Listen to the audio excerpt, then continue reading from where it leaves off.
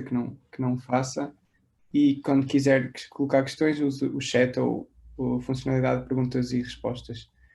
Passando agora à sessão mais especificamente, hoje teremos a professora Teresa Andrade, quem quer desde já agradecer a presença, que apresentará alguns projetos relacionados com a especialização de comunicações multimédia, como já tinha referido, nomeadamente projetos como o SHIC, desenvolvimento de tecnologias na área audiovisual e multimédia, e Photo-Emotion, criação de metadados a partir de fotos usando machine learning e redes neuronais.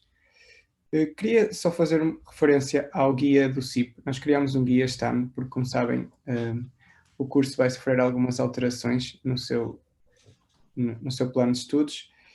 E, assim, como sabem, as especializações deixaram de existir. No entanto, nós temos aqui um guia bastante bem desenvolvido, em que apresentamos algumas das cadeiras que achamos importantes os alunos escolherem, para, entre aspas, seguirem a especialização de comunicações multimédia, sendo que no primeiro ano teremos a codificação de informação multimédia e no segundo ano audio computacional e sistemas de multimédia. Nuno, posso interromper? Agora, sim. Desculpe, eu não sei se visão computacional ou visão por computador, se é uma obrigatória ou é optativa. Caso seja optativa, é também uma das unidades curriculares que eu acho que é bastante importante para as comunicações multimédia. Ok, obrigado, professor. Então, hoje teremos 2 momentos. A professora começará a explicar, a dar o seu ponto de vista, a fazer a sua apresentação, e de seguida darei a oportunidade de vocês fazerem as vossas questões e a professora responderá. Pronto, acho que podemos começar. Vou parar de compartilhar e darei a palavra à professora. Okay. Obrigada, Nuno. Começo por agradecer, por dar os parabéns pela iniciativa. Acho que é muito bom. Todos os estudantes devem estar o mais informados possível, não é? Para tomar as suas decisões em termos do seu percurso, que vai ter um impacto muito grande na vida futura, obviamente. E agradeço o convite que foi feito e a oportunidade de falar um bocadinho sobre multimédia e da importância que as pessoas que estão envolvidas nesta área acham que efetivamente têm neste contexto de engenharia, de eletrotécnica, de telecomunicações e de computadores. Ora bem, eu tenho então uma apresentação em que começo por falar genericamente de multimédia, dos conhecimentos e das competências. Falo um bocadinho, apresento alguns exemplos de teses de dissertações de mestrado que têm decorrido nos últimos anos nesta área, e depois falo um bocadinho de projetos. Apresento só muito rapidamente um historial de projetos de investigação em que temos participado, e depois com um bocadinho mais de detalhe um projeto que é o Photo-Emotion e também o SHIC. Ora bem, vou então partilhar o meu ecrã.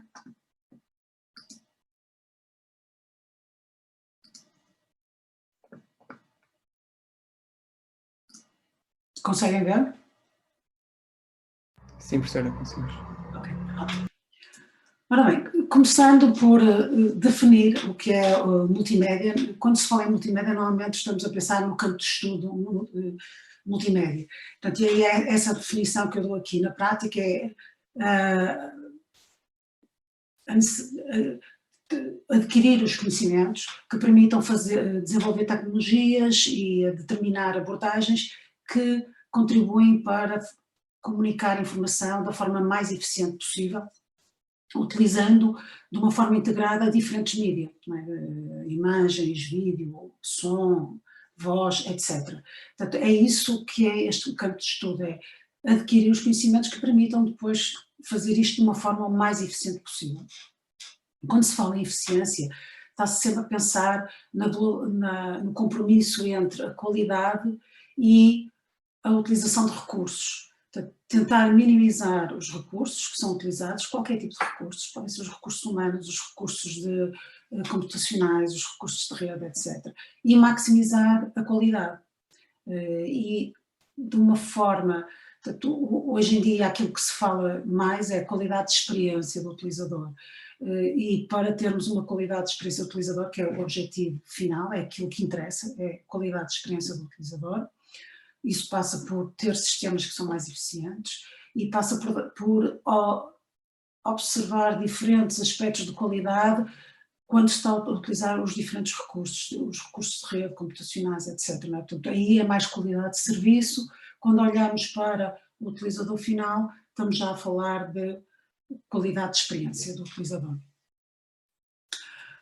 Porque é que é importante? Porque, como todos nós sabemos, multimédia tornou-se ubíquo, não é? Está quase em todos os momentos da nossa vida, não é?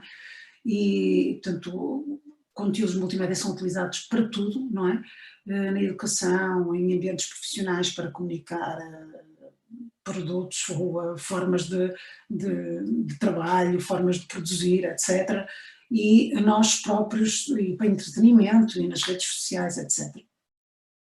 E, efetivamente, aquilo que sabemos é que o tráfego multimédia, em particular vídeo, não é? Vídeo normalmente associado com o som, com o áudio, tem vindo a ocupar uma grande fatia do tráfego que existe em redes IP, e hoje em dia a forma mais comum de divulgar conteúdos multimédia é utilizando redes IP, e está já, de certeza que estes números que estão aqui previstos para 2022 foram já atingidos, portanto está acima de 80% do tráfego global que se registra em redes internet. Isto levanta grandes desafios porque não só pela grande quantidade de dados que circulam na rede, pelo facto desses dados serem de vídeo, e vídeo é o mídia que consome maior quantidade de recursos, portanto que maior largura de banda, mas também pelo facto de existir uma grande heterogeneidade no lado da recepção. Nós podemos estar a receber o vídeo com smartphones, com iPads, com computadores, com televisões de alta definição, portanto existe uma grande heterogeneidade e isto levanta grandes desafios para conseguirmos transmitir da forma mais eficiente possível, sendo com o objetivo final de dar a melhor qualidade de experiência ao utilizador, dependendo da situação em que ele está. O contexto, não é? Aquilo que é muito utilizado, este termo é o contexto. Quais são os conhecimentos, então, que é necessário adquirir e, portanto, que fazem parte deste campo de estudo multimédia? Portanto, devemos saber como é que são representados no mundo real os sinais multimédia. É muito importante para depois sabermos como manipulá-los.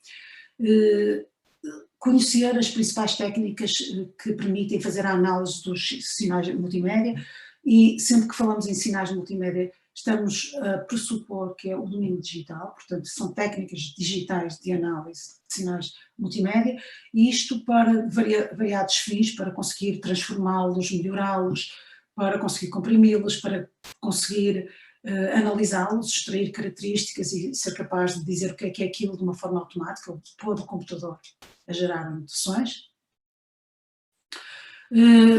Devemos conhecer as principais técnicas digitais de compressão, quais são as técnicas que existem e que podem ser combinadas para comprimir os sinais, os diferentes tipos de sinais. Isto tem como, portanto, visa conseguir tornar mais eficiente a transmissão e o armazenamento, portanto, consumir menos recursos e suportar também a tal heterogeneidade que eu falei que existe nos terminais. De um ponto de vista mais pragmático, precisamos de conhecer que normas internacionais é que existem para fazer isso, portanto isto já é uma área de estudo que já vem há muitas décadas e, portanto, com base nas técnicas de processamento e de análise que foram desenvolvidas, foram criadas normas internacionais que permitem dar uma uniformidade a quem desenvolve produtos, portanto ser compatíveis uns com os outros e, portanto, criar uma economia de mercado que de outra forma seria muito difícil sem as normas internacionais e, portanto, qualquer engenheiro que vá trabalhar nesta área tem que conhecer as normas internacionais, saber alguns detalhes, não todos, mas detalhes importantes que depois permitem manipular a forma como são utilizadas estas normas, saber em que parâmetros é que se deve agir para obter determinado resultado consoante a situação em que está. Precisamos também de conhecer os protocolos e as tecnologias que existem para efetuar a transmissão, tipicamente, ou o que é mais importante hoje em dia, como eu já disse, são aqueles que são usados em redes IP, mas não só, não é? Continuamos a ter a difusão portanto, de broadcast, não é? Portanto, a difusão de televisão, e necessitamos também de saber quais são as tecnologias que são usadas, as modulações, etc. E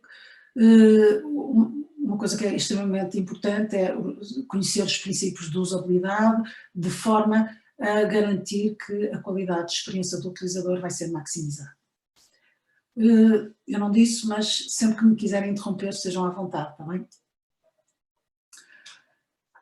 Quais são as competências que vão ser adquiridas que derivam da aquisição deste conhecimento? Portanto, um engenheiro de multimédia, de sistemas de multimédia, deverá ser capaz de projetar sistemas de armazenamento, gestão, de catalogação e acesso a conteúdos multimédia, deve ser capaz de planificar a necessidade de recursos que permitam fazer produção e distribuição de conteúdos multimédia, deve ser capaz de também projetar e operar sistemas para processamento, manipulação e compressão de conteúdos multimédia e desenvolver aplicações multimédia interativas que fazem uso desses processamentos e manipulações e compressão, e tudo isto, todas estas competências são competências que são requisitadas hoje em dia em vários setores da nossa sociedade empresarial, económica, nomeadamente as indústrias criativas e culturais e dos mídias, estas são as mais óbvias, não é? Mas hoje em dia, tal como já referi, uma vez que o multimédia, todos nós sabemos, se tornou ubíquo na nossa vida, há muitas outras indústrias que precisam também destas competências, nomeadamente na área da segurança, mas não só, não é? Todas aquelas que usam conteúdos multimédia para diferentes fins, não é? Portanto, entretenimento, formação, educação, divulgação, publicidade, monitorização, etc. Portanto, um grande número de áreas económicas. Ora bem, vou então agora começar a apresentar exemplos de algumas dissertações de mestrado que decorreram aqui na nossa escola. Portanto, tenho aqui alguns exemplos que eu selecionei. Portanto, fazer codificação adaptada para redes IP, portanto, ser capaz de, como sabemos, redes IP são redes best effort, o que quer dizer que não dão garantias de haver a disponibilidade de recursos necessárias para uma determinada aplicação. Por exemplo, nós queremos difundir um canal de televisão na internet e sabemos que, e queremos fazer a codificação do vídeo mais áudio, por exemplo, 1 megabit por segundo. Se vamos difundir pela internet, não temos a certeza de que vai existir sempre aquela disponibilidade, 1 megabit por segundo. Portanto, é aquilo que houver, é aquilo que é oferecido. Portanto, são best effort. E como nunca podemos garantir, não é determinístico, então aquilo que devemos fazer é, em vez de codificarmos sempre a 1 megabit por segundo, devemos ter a capacidade na fonte, enquanto estamos a gerar o stream para ser difundido, não é? Ou para ser feito o streaming, devemos ter a capacidade de poder adaptar o débito de compressão que estamos a gerar de acordo com a disponibilidade que existe na altura, na rede. Portanto, e daí o termo adaptativa, a codificação ou a compressão adaptativa. Transcodificação para redes corporativas de televisão, isto é uma área que é muito usada em cadeias de hotéis, por exemplo, recebem os streams com uma determinada qualidade, portanto, por exemplo, captados através de antenas parabólicas de diferentes pontos do mundo, e depois tem que fazer recodificação para poder transmitir na rede interna, na rede corporativa. Existem empresas a trabalhar disto aqui na área do Porto. Conseguir fazer a recomendação de conteúdos para a televisão, todos nós sabemos que isso existe já hoje em dia, portanto isto já foi uma tese que já tem para aí 5 anos ou mais. Definir modelos de interação para visualização de vídeos com formatos avançados, tal como seja vídeo 360 e vídeo multivista. Juntar conteúdos que são produzidos por utilizadores com os seus smartphones, estão a filmar, por exemplo, quando está a ser feita a transmissão ao vivo de eventos, por exemplo, eventos musicais ou desportivos, etc. Portanto, conseguir introduzir na emissão principal, que está a chegar à casa do espectador, conseguir introduzir automaticamente ou de uma forma assistida imagens e pequenos vídeos que sejam captados pelas pessoas que estão no local do evento, de forma a que quem está em casa consiga também ter perspectivas diferentes e pormenores diferentes que não estão a ser captados pelas câmaras principais.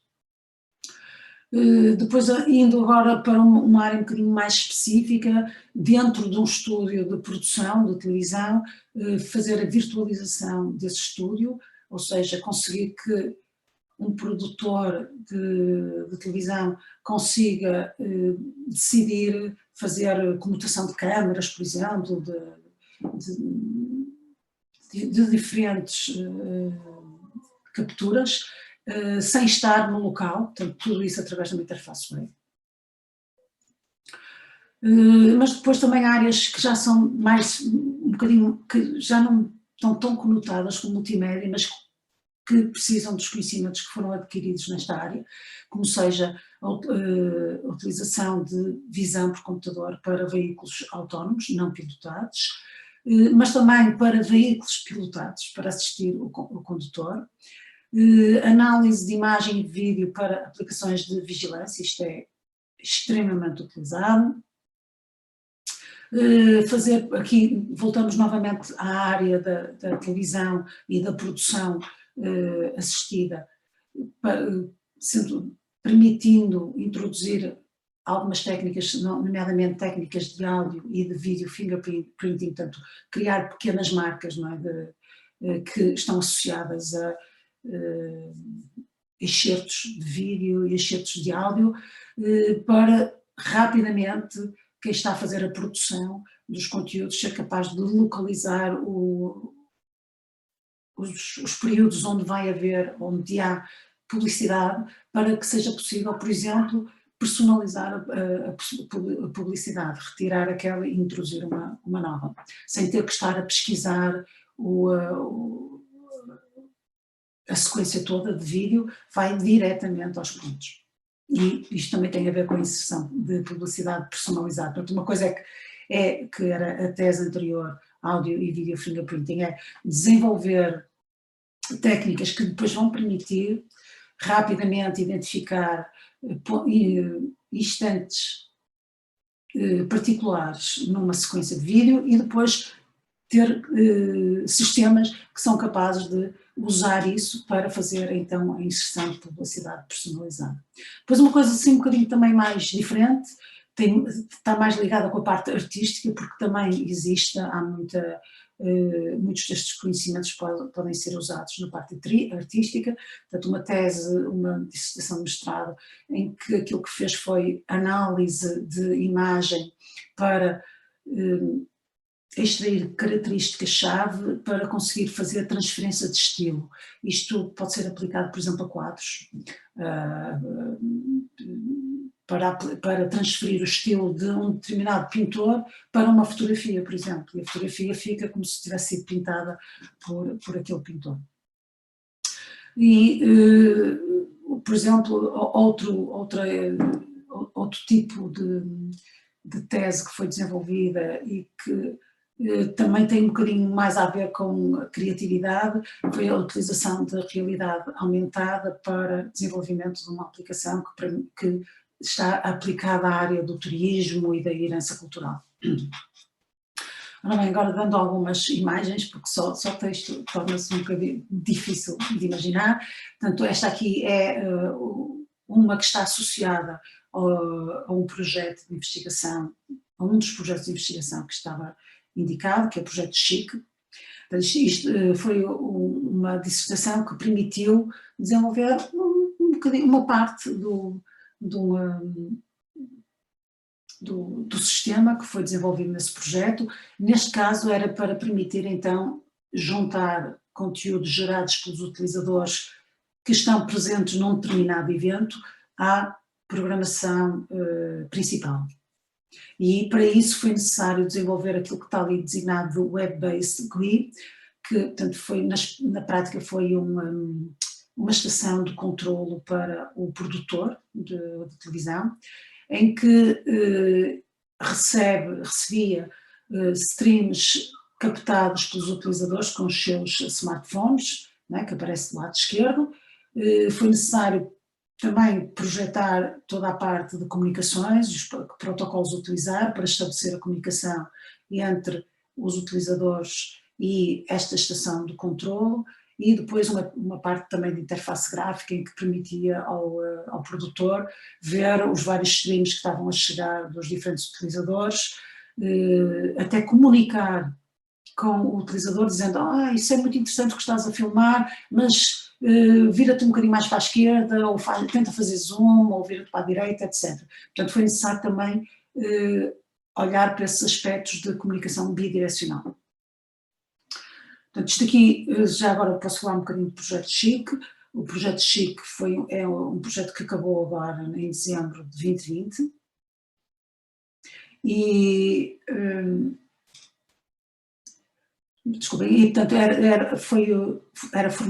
era um consórcio só de entidades portuguesas, portanto,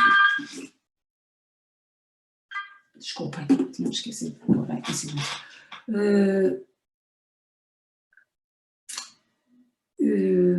portanto, de empresas portuguesas e de institutos de investigação, portanto um consórcio muito grande, é um projeto designado de mobilizador na área dos mídias. Tinha cerca de 30 parceiros e desenvolveu vários projetos. Este aqui, portanto, eram subprojetos. Este aqui é um dos tais subprojetos em que a Faculdade de Engenharia e o INESC-TEC participaram. Na prática, era um projeto que pretendia trazer inovação na área dos mídias, quer na área da produção de conteúdos para entretenimento, portanto, na área da televisão, quer na área da educação, portanto, produzir conteúdos para a área da educação, quer na área da cultura, tinha, por exemplo, a Cinemateca, e aquilo que se desenvolveu foi um sistema que permitisse a digitalização do acervo que a Cinemateca tem, em arquivo, não é? E a disponibilização e a transcodificação com diferentes qualidades desse acervo, não é? Portanto, dos filmes, e catalogação também, de acordo com o tipo de conteúdo, com o realizador, a data, etc., para depois ser disponibilizada às escolas para fins didáticos. Uma das outras teses que eu falei, a virtualização de estúdios de pós-produção, também estava inserida neste grande projeto Chic. Portanto, a ideia era trazer inovação às indústrias portuguesas que trabalham na área dos mídias, para que possam ser mais eficientes naquilo que fazem, não é? Na produção dos seus conteúdos, na disponibilização dos seus conteúdos, na criação de aplicações na área da educação, da cultura, etc. Se houver alguma questão em relação a isto, podem colocar.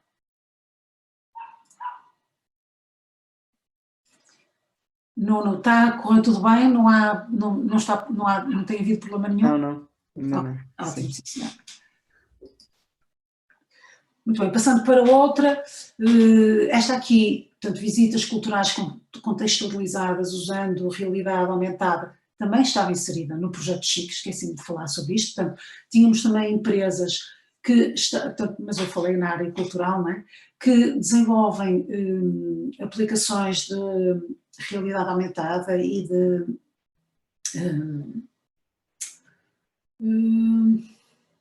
desculpem, falta-me o termo, e realidade virtual, desculpa. Neste caso, fomos apenas para a realidade aumentada e aquilo que foi desenvolvido foi uma app para smartphones Android. que permitia ao utilizador, portanto, mostrava ao utilizador uma série de informações, nomeadamente os pontos de interesse cultural na sua vizinhança, e é isso que é mostrado nos 2 primeiros ecrãs, quer sob a forma de uma listagem, quer usando mapas.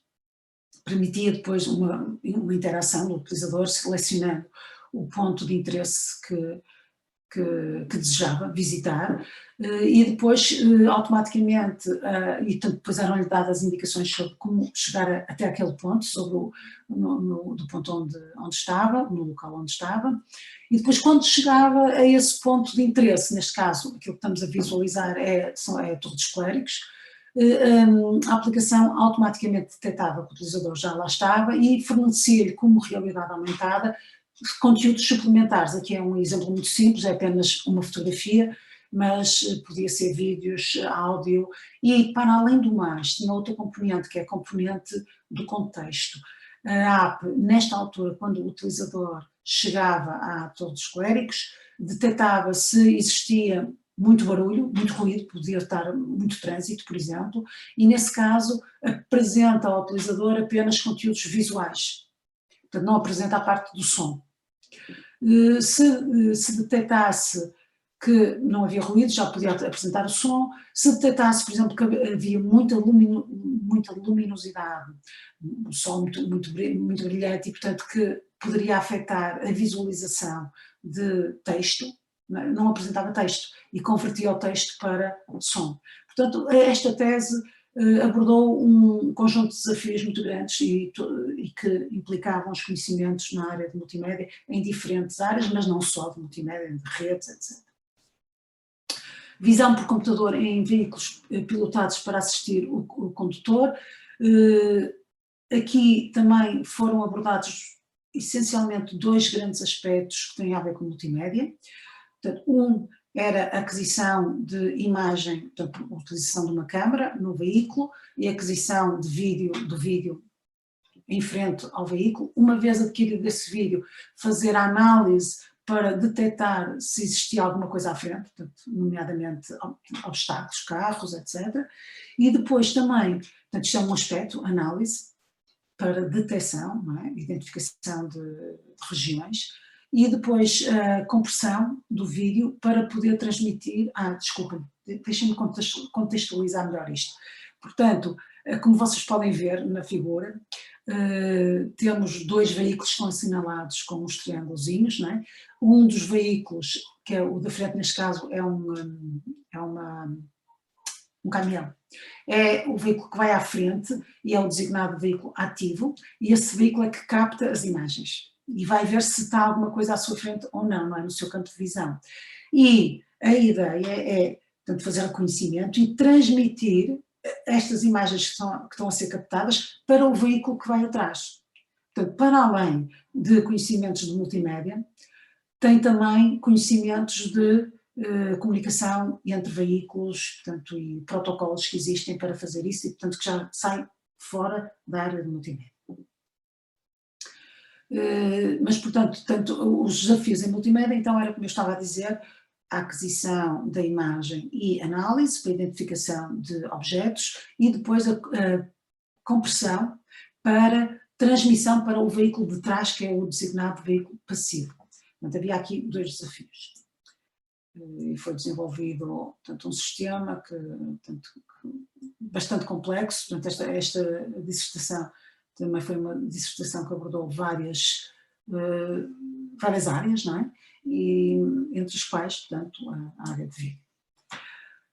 Outra dissertação nesta área, análise de imagem e vídeo para aplicações militares. Aqui foi utilizando redes neuronais para fazer de uma forma automática a detecção de objetos que estão relacionados com na área militar. Portanto, detecção, são exemplos simples, mas que também tratou-se de fazer ainda uma exploração desta área, que não existia esse conhecimento, e aqui aquilo que é apresentado são vários algoritmos e que correm variadas vezes, não é? Por isso é que tem os passos, e vemos que consoante aumenta o número de passos, vai aumentando a precisão do sistema em detectar os tais objetos que estão relacionados com a área militar. Análise de imagem. Desculpa incomodar. Houve um aluno que colocou uma questão já no outro projeto que mostrou sobre os veículos. Perguntou como é que era feita a comunicação entre os veículos.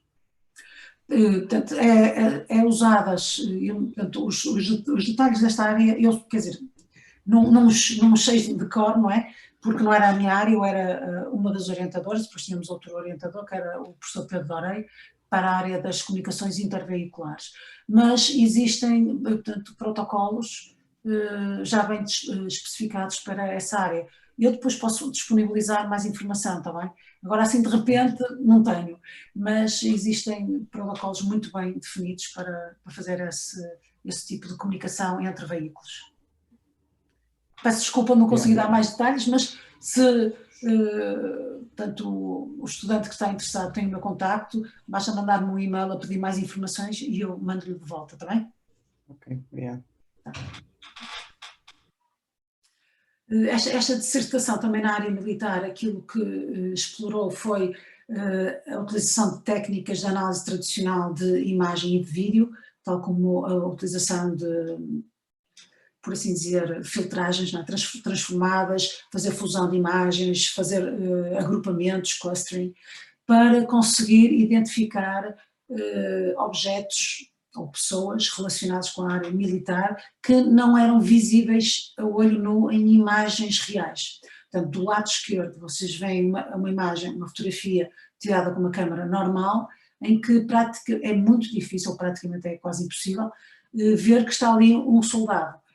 Após fazer estes processamentos e também utilizando não só imagens reais, mas também imagens de câmaras de infravermelhos, foi possível detectar o soldado, que parecia que não existia na imagem anterior. Passando agora para a descrição de alguns projetos de investigação nesta área. Portanto, vou começar a fazer um historial. Isto foi uma rede de excelência, chamava-se Visnet, que pretendia explorar técnicas de análise audiovisual para conseguir fazer a distribuição mais eficiente de conteúdos multimédia, tendo em conta que a grande heterogeneidade que existia ou que existe hoje em dia na recepção, nos terminais, e portanto fazer uma distribuição em que o conteúdo é codificado de uma forma adaptada, mas olhando também para um problema que é muito importante quando estamos a falar de conteúdos multimédia, conteúdos audiovisuais, que são os direitos de autor.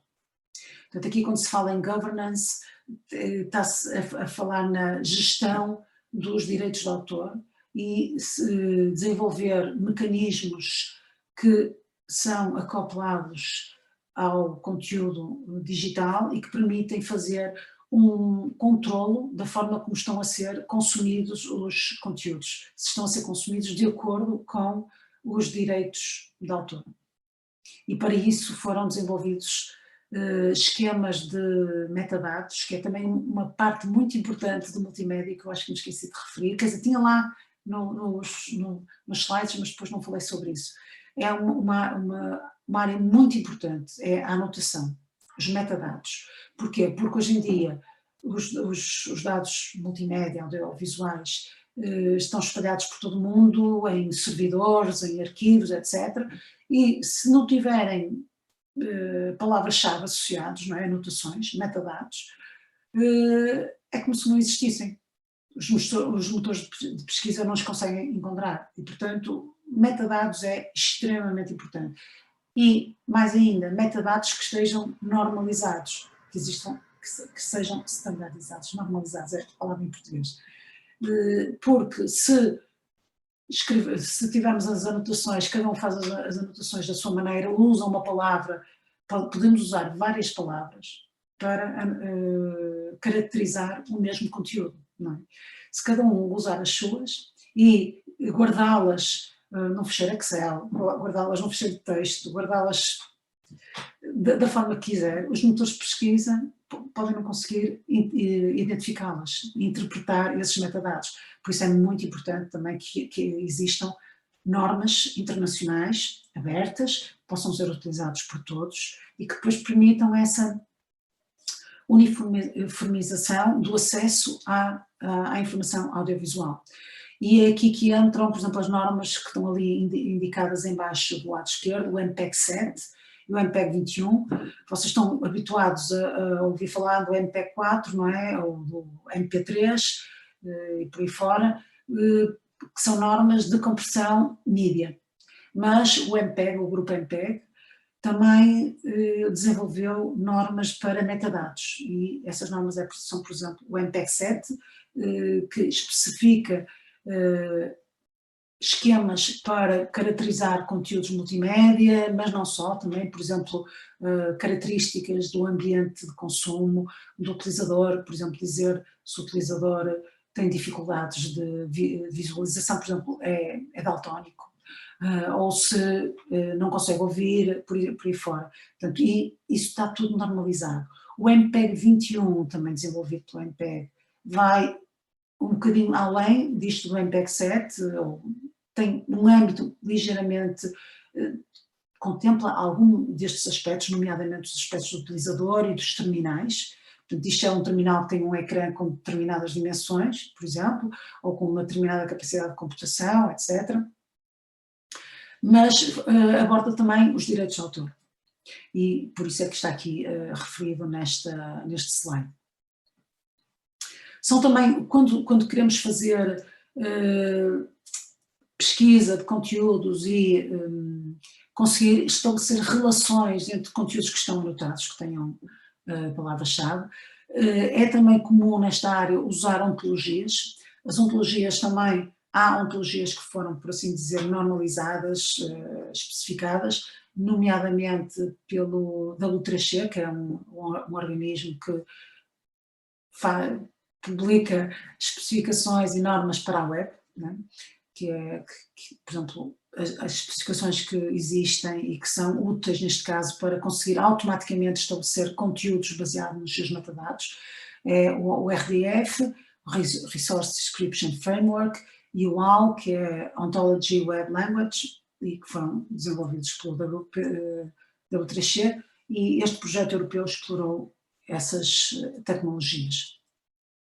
Outro projeto de investigação, neste caso não é um projeto europeu, foi um projeto nacional, em colaboração com a PT, agora é a Altice, e aquilo que desenvolvemos foi um protótipo de um sistema de recomendação.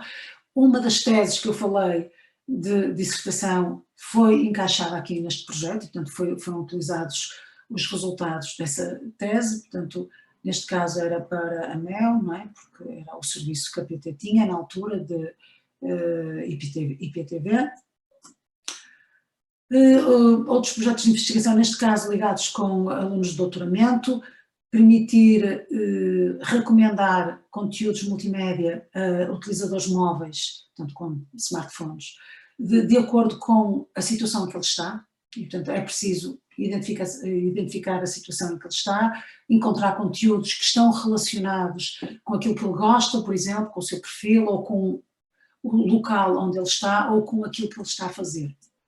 Portanto, aquilo que se desenvolveu foi uma app, não é, para smartphones, podem ver ali do lado direito alguns ecrãs, e a ideia era identificar a situação do utilizador, a atividade que ele está a desenvolver, e para isso foram desenvolvidas código, portanto, middleware que está a correr no smartphone e que usa APIs do Android, que permite recolher dados de sensores, por exemplo, sensores tais como o acelerómetro, o giroscópio, a coordenada GPS, temperatura, etc.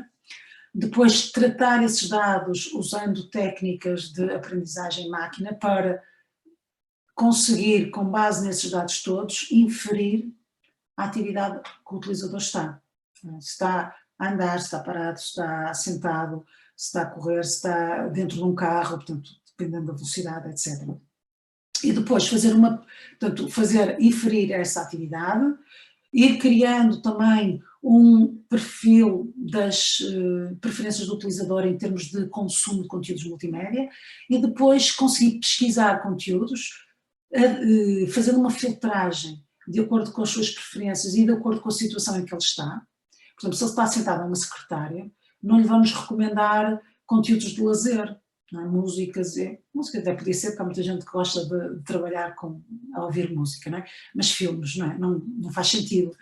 Devemos recomendar naquele instante coisas que estão relacionadas com o trabalho dele, não é? Informação que até pode ser muito importante para ele desenvolver o seu trabalho. Se ele está a passear, então podemos sim recomendar-lhe conteúdos mais de entretenimento, ou se ele está sentado no sofá, também recomendar-lhe filmes, etc. Portanto, isso foi uma tese de doutoramento que foi aqui desenvolvida. Voltamos para os projetos europeus. Este projeto chamava-se Convergence. Aqui o âmbito do projeto não era centrado no multimédia, mas sim na área mais das redes e do paradigma IoT, portanto da internet das coisas. Mas foram necessários conhecimentos na área do multimédia para conseguir desenvolver todo o sistema. Portanto, na prática, aquilo que se quis foi desenvolver um sistema que permitisse ter redes baseadas no conteúdo e que permitisse implementar aquilo que é designado do modelo de subscrição-publicação, que é um modelo do paradigma IoT, da internet das coisas, incluindo, e portanto em que tudo no mundo é visto como um objeto que pode ser acedido de uma forma digital, não é? Tem portanto, um objeto do mundo físico tem o seu correspondente digital. Hoje em dia o termo que se utiliza é o Digital Twin, e esse Digital Twin apresenta-se à rede, dá as suas características e depois quem quiser pode subscrever e ter informação sobre ele, e quem diz o objeto pode ser, por exemplo, um servidor de streaming de vídeo.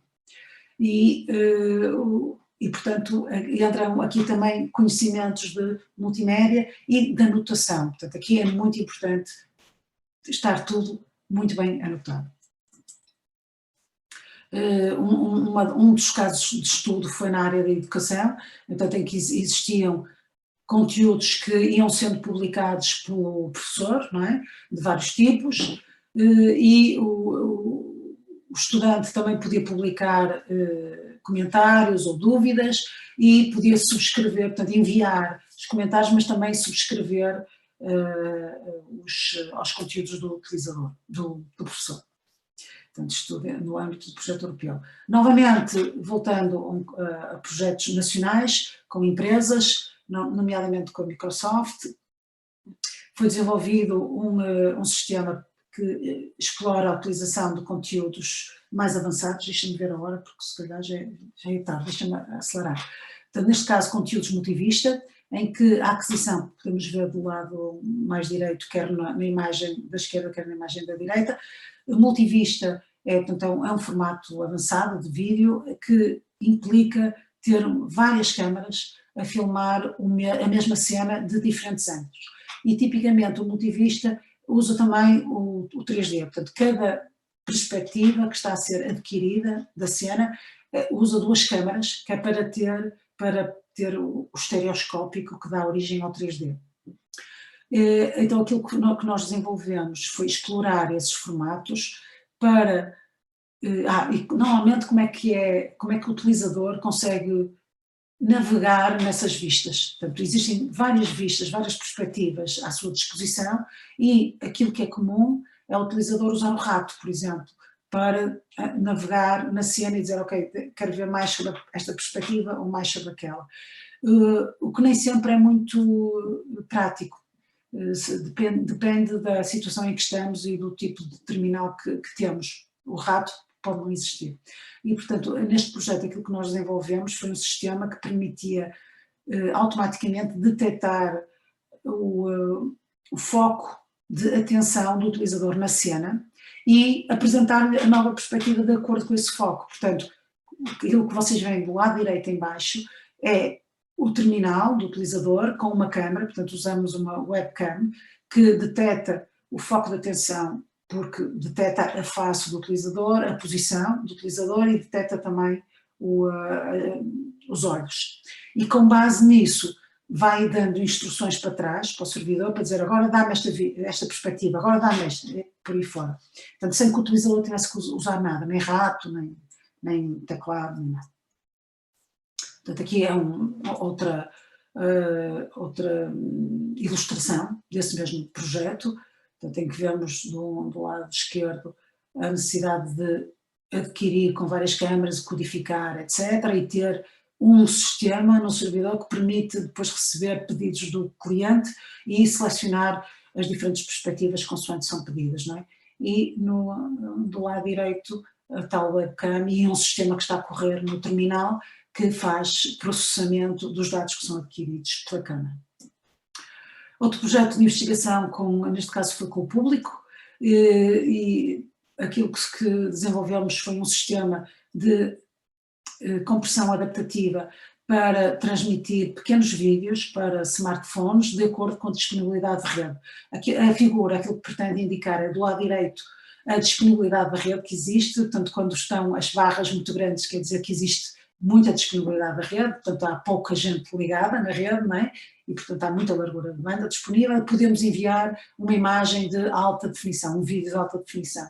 Consoante ficamos com menos largura de banda, não é? Portanto, quando os tracinhos ali são, isto é ao longo do tempo, são mais pequeninos, então fazemos uma transcodificação, portanto adaptamos o bitrate e mandamos um vídeo com uma resolução mais baixinha, menor qualidade. Tá? Na prática isto usa protocolos emergentes também na altura, estavam a acabar de ser desenvolvidos, que nomeadamente vocês conhecem porque já é usado no YouTube hoje em dia, que é o HTTP Adaptive Streaming, esse é o paradigma, e existe uma norma desenvolvida também pelo grupo MPEG, que é o MPEG-Dash, que é usado no YouTube e que permite não ter que recodificar em tempo real, porque isso consome muitos recursos, é preciso ter um servidor muito potente para fazer isso, mas aquilo que faz é cria à partida várias versões, portanto neste caso lá à direita vemos de alta qualidade, de média qualidade e de baixa qualidade, parte tudo em segmentos pequeninos e depois é da responsabilidade do cliente, consoante detecta que há maior ou menor disponibilidade de largura de banda, de pedir segmentos ou de maior qualidade ou de menor qualidade ao servidor, usando pedidos HTTP. Na área do retalho, também um projeto com empresas que exige conhecimentos multimédia, detecção de pessoas e tracking das pessoas dentro das lojas. Isto permite depois ao retalhista planear melhor a disposição dos seus artigos, sabendo que as pessoas começam por um determinado, têm determinados percursos, isso depois também exige tratamento de dados, portanto entra aqui também um bocadinho de Big Data para analisar os dados que foram recolhidos e o objetivo é otimizar as vendas. Mas também temos outras coisas mais criativas, projetos com a Casa da Música para desenvolver aplicações que permitem muito facilmente pessoas que não têm conhecimentos nenhuns na área da música conseguir criar músicas. Num projeto de investigação nacional voltamos ao CHIC, ao projeto CHIC, neste caso a área de produção dentro de um estúdio, a tal virtualização novamente de um estúdio de produção, seguindo o paradigma da internet das coisas, neste caso é aquilo que é designado internet das coisas multimédia, IOMMT, que é um conceito que surgiu nos últimos 2 anos. E portanto temos vários equipamentos de produção, transcodificadores,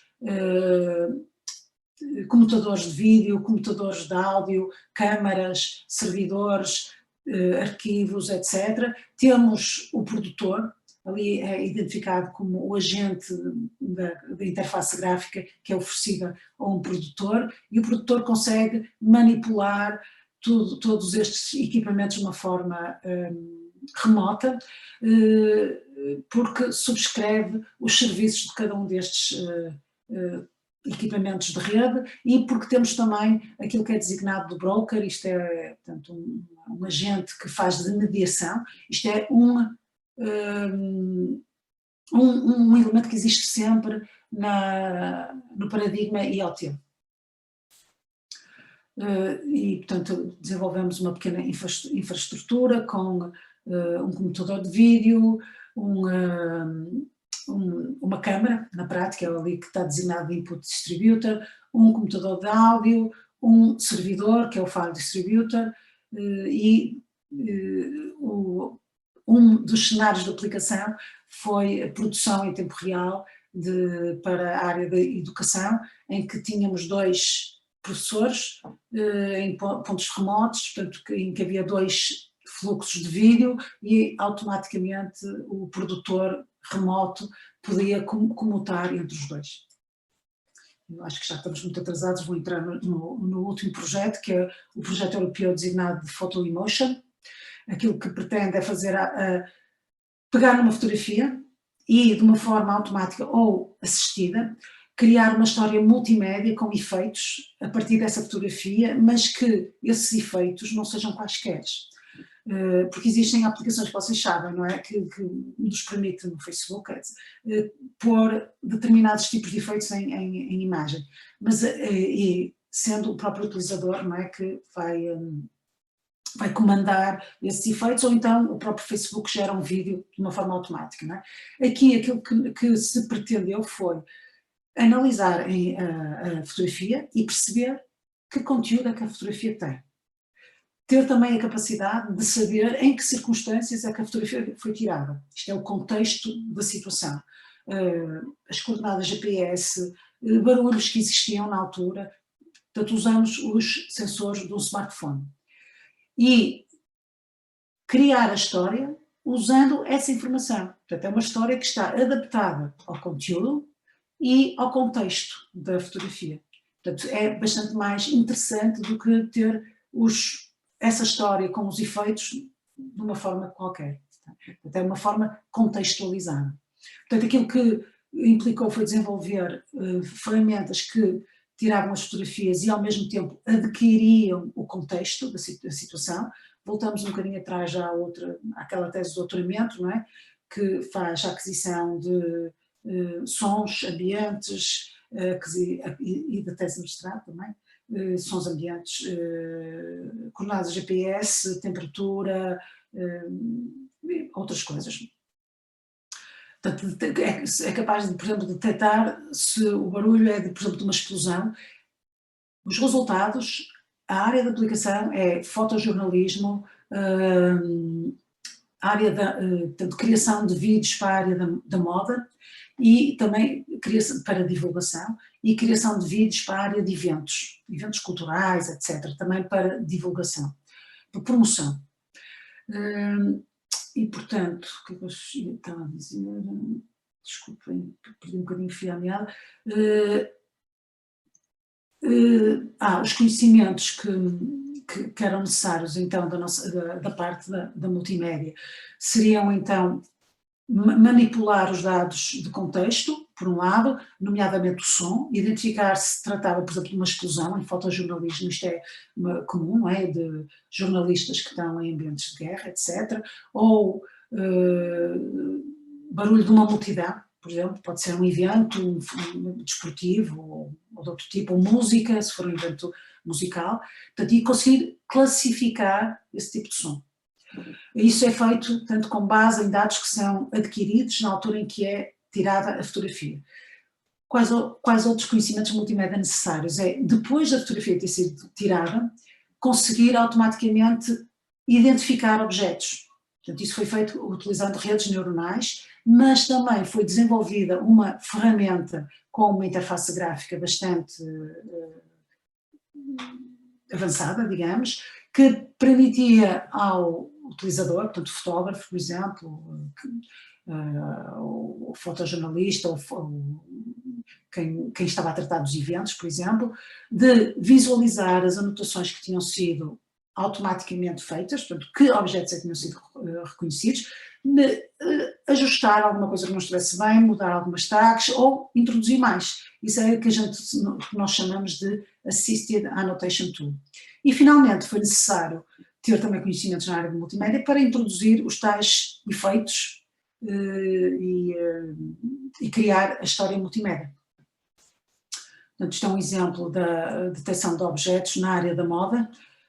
Na área do fotojornalismo parece muito simples, mas na realidade não é assim tão simples quanto isso, porque temos muitas personalidades e dentro destas todas conseguimos detectar sem ambiguidades que uma determinada personalidade, neste caso o nosso Presidente da República.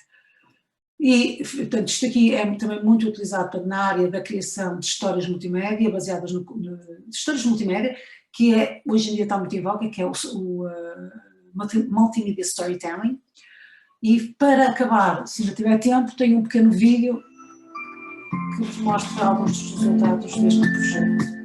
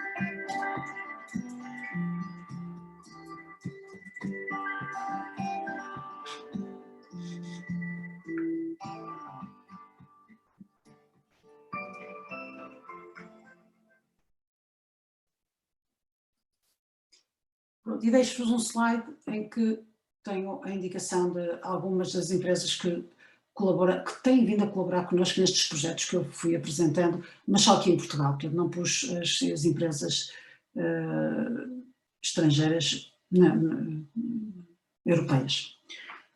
E, portanto, resta-me só agradecer-vos a vossa atenção e ficar disponível para questões que tenham. Obrigado, professora. Acho que já respondeu a uma questão que estava aqui nas perguntas e respostas. Já? Sim. Pronto. Entretanto, se alguém quiser fazer perguntas, está à vontade. Eu peço desculpa que eu demorei um bocadinho mais que o que devia, não é? Pelo menos mais 10 minutos. Desculpa. Não tem problema. Aqui tem uma pergunta aqui. Acha possível que alunos de outras especializações participem em projetos desta área? Desculpa, repete que eu estava a ler outra questão, desculpa. Não tem problema. Acha possível que alunos de outras especializações participem em projetos desta área? Sim, sem dúvida. Por exemplo, aquele projeto de visão de computador para automóveis, não é? Na prática, vocês perceberam, não é? A intenção é criar um sistema que permita auxiliar um condutor que queira fazer ultrapassagens, que é para aumentar a segurança. O aluno que desenvolveu isso não era da especialidade multimédia. Penso que devia ser de automação.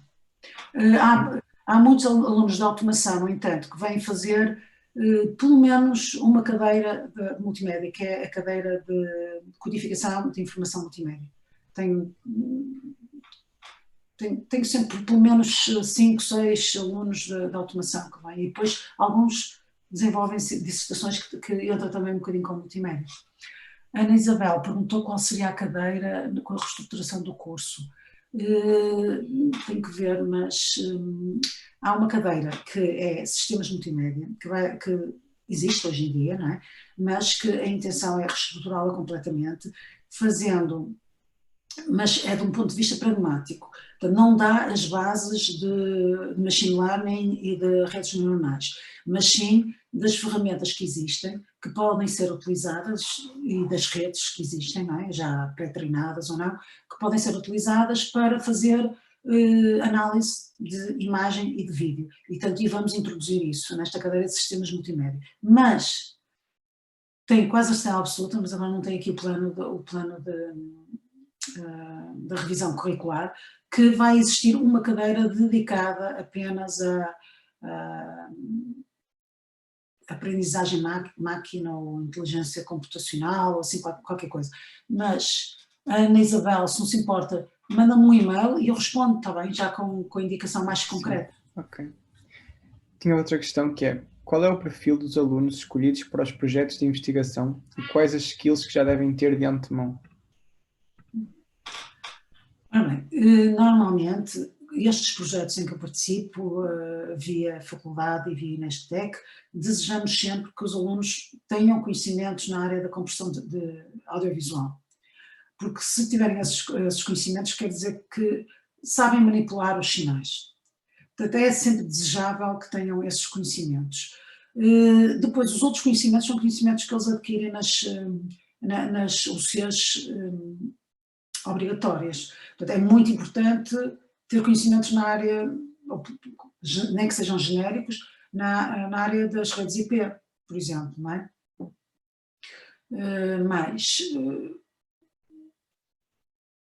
Muitas vezes coisas na área das bases de dados também, é bastante importante,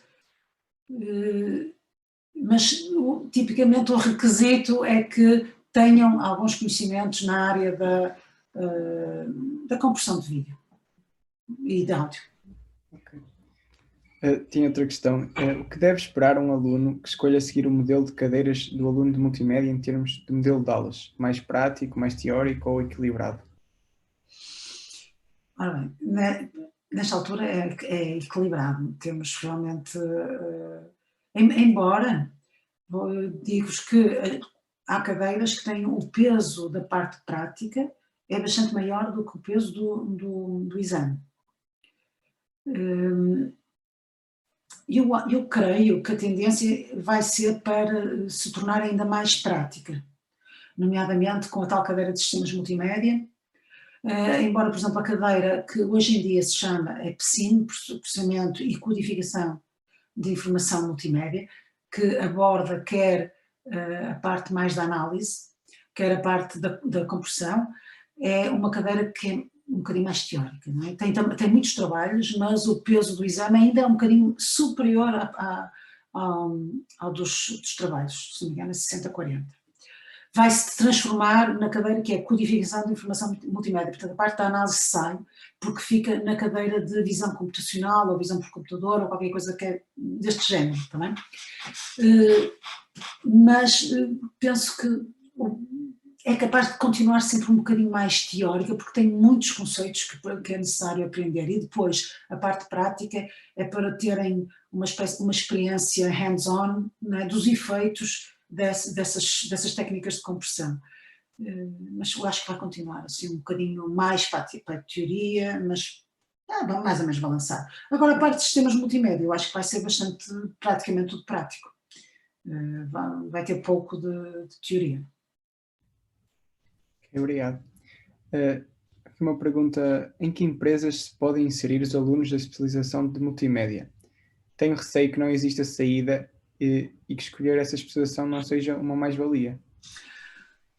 Olha, se colocasse essa dúvida aqui há 10 anos atrás, eu em boa fé não seria capaz de discordar. Hoje em dia já tendo a discordar, porque existe um número muito grande de empresas que foram formadas há pouco tempo, spin-offs, mas não só, que trabalham nesta área e que podem não ser muito conhecidas do grande público e mesmo aqui em Portugal, porque muitas trabalham só com empresas estrangeiras. Eu tenho no último slide, refere a algumas dessas empresas. A MOG Technologies é uma empresa que já se criou quase há 20 anos e foi criada por ex-estudantes aqui da faculdade e emprega imensos estudantes da nossa escola, quer de eletrotecnia, quer de informática. Trabalha na área da produção profissional, portanto aquele projeto chique era liderado por essa empresa e tem o seu mercado, portanto ele vende, faz hardware e software e vende tudo lá para fora, especialmente para os Estados Unidos. E tem estado presente em grandes eventos, como seja a final do futebol americano, por exemplo, portanto, o equipamento deles são usados assim. Isto é uma. Outra, já noutra vertente, por exemplo, a GEMA, que é uma vertente um bocadinho mais artística, que desenvolve aplicações de realidade virtual e de realidade aumentada, e também tem vindo a colaborar muito com a faculdade e, portanto, a admitir também pessoas que venham de lá.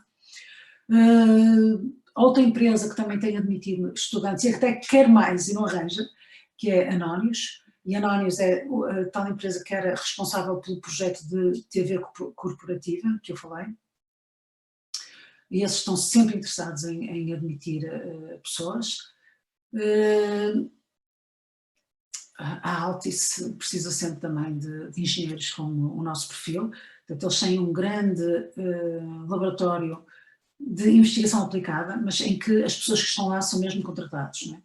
E também precisam de pessoas nessa área.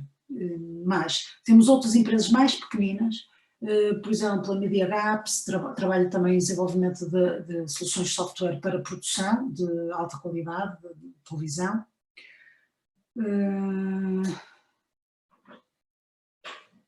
Depois temos empresas mais na área da produção de conteúdos,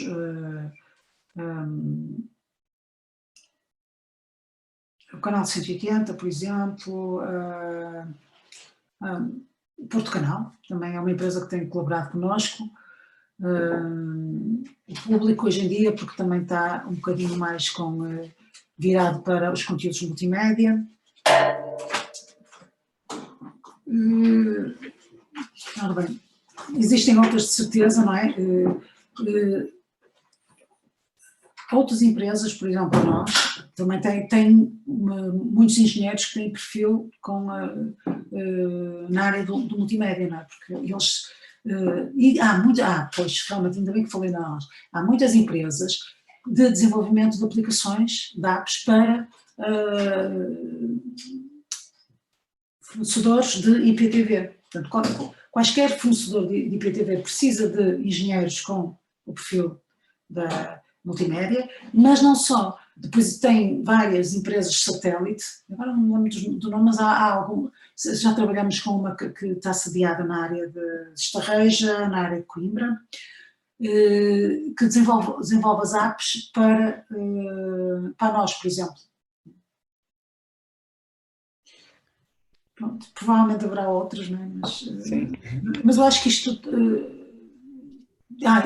e depois também empresas como, por exemplo, a Bosch, uma empresa enorme, o projeto de visão por computador para os veículos, para auxiliar as ultrapassagens, dar mais segurança, foi desenvolvido com a Bosch. Portanto, a Bosch, e atualmente temos um projeto a arrancar agora, um projeto já está em curso, com a faculdade, o INESC e a Bosch, e que tem a necessidade de pessoas com o perfil multimédia, porque estão a fazer análise de vídeo e de imagem. E vai arrancar agora um projeto também muito grande, deve estar agora a arrancar, em parceria com a Bosch, portanto, FEUP, INESC e Bosch. Portanto, a Bosch está também a contratar muito, e como quem diz a Bosch, diz outras empresas que desenvolvem esses sistemas para veículos, não é? Ou as próprias marcas, não é? A BMW, etc. A Volvo. Portanto, eu acho que se começarmos a pensar, fora das indústrias mais tradicionais de criação de conteúdos, há imensa coisa, imensa coisa. Obrigado. Acho que agora será a última questão, um bocadinho geral. Quais são as vantagens de um aluno que escolhe a especialização de multimédia? Eu acho que é uma especialização mais, não é divertida, é mais apelativa, porque acho que toda a gente gosta de música, gosta de filmes, etc. E, portanto, é uma oportunidade de perceber como é que eles são gerados e como é que a gente os pode manipular da forma que quisermos. Portanto, trabalhar com alguma coisa que tipicamente associamos a entretenimento, não é? E, portanto, vamos estar a trabalhar com coisas que nós gostamos de fazer quando estamos nas nossas horas de lazer. E acho que é uma coisa boa, porque acho que trabalhar em algo que nos dê prazer é meio caminho andado, não é? Para sermos felizes e para sermos bons naquilo que trabalhamos. Sim, obrigado. Só dar aqui espaço para se alguém tiver outra questão que queira fazer, senão depois vamos terminar a sessão. Se quiserem, aproveitem agora. Já agora só mais chega. Não é só a satisfação própria, não é? Sentimos bem que estamos a trabalhar com alguma coisa que nós gostamos, mas também a satisfação que podemos obter por estar a contribuir para algo. Por exemplo, há uma área que eu não falei, e que acho que é uma falha imensa minha, que é a área médica. Existe imenso trabalho na área médica também, para, por exemplo, processamento de imagens radiológicas, que existem imensas, e usando técnicas de machine learning, redes neuronais, é possível fazer a classificação de uma nova imagem, baseado no arquivo que existe já e que já está catalogado. Portanto, é preciso fazer a análise disso. E é uma satisfação porque estamos a contribuir para algo que é muito importante, não é? Para dar um passo em frente na área médica. Mas não só, portanto, isto é um exemplo, não é? De detecção de cancro, etc. E são precisos conhecimentos na área do multimédia também. Acho que não há mais questões, professora. Queria agradecer a sua presença, acho que foi muito útil, e agradecer a todos que estiveram aqui. Queria só pedir que vocês não saiam e que respondam a uma sondagem que vai aparecer em breve. Só para os estudantes? Sim, exato. Sim. Claro. Olha, eu agradeço também a oportunidade e então despeço-me e desejo felicidades para todos. Tá? Obrigado, professora. Obrigado.